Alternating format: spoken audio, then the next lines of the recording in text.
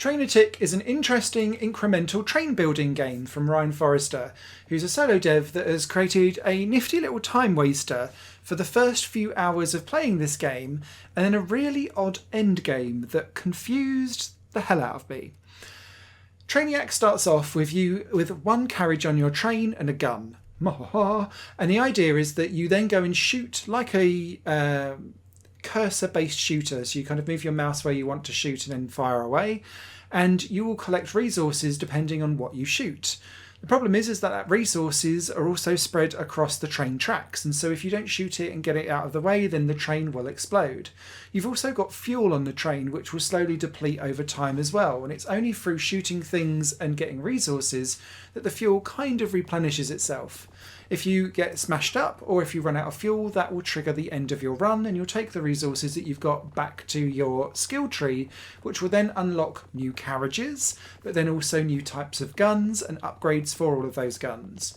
You can have missiles and bombs and other like lightning strikes and things like that, and it starts to feel very much Vampire Survivor-like the longer that you play this game, because after a certain point in the time, you will have up to 20 carriages on your trains with lots of different types of weapons or augmentations to boost your damage rate.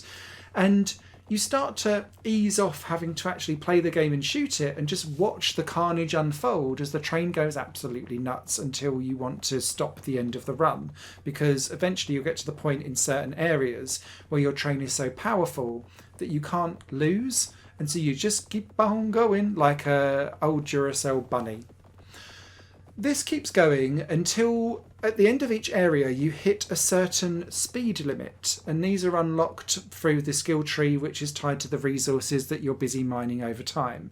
So it's a nicely balanced skill tree that will kind of make you go, reach this time's upper limit, and you can control the speed of the train as you go. When you hit that limit, you then get into a UFO finale boss chase where you'll chase down a UFO and then shoot it to smithereens and hopefully collect its little power core inside, which will then warp you and unlock a new area. You'll then get different resources, and then you'll have to kind of balance these out.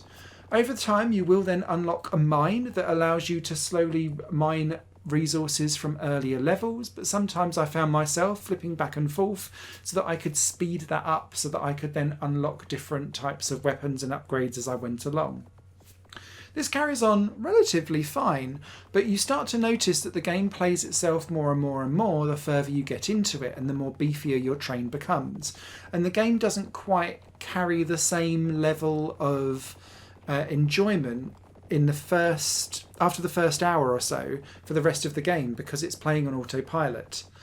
Then all of a sudden you hit the last level where you go into space and you're a space train, and the difficulty of being able to progress at this level is exponentially like 100 times of a jump.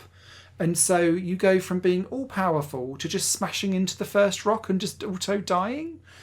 And there is such a cognitive dissonance between every other level in the game and then the last one. Because that grind is so huge, it's like playing the game multiple times over again from scratch just to even get some headway on that final level. It really turned my view of Trainatic quite sour, because it was so frustrating and laborious and stop-start bitty, and I was just going, oh god, this is just a grind for nothing. What am I doing here? And so I disconnected from Trainatic and didn't finish that final level.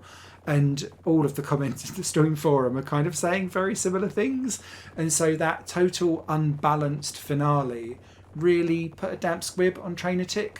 But if you like something like this, the first few hours are fine. Just know that that last level is an absolute horrific grind, and you're probably not going to get any kind of reward that's worth the effort.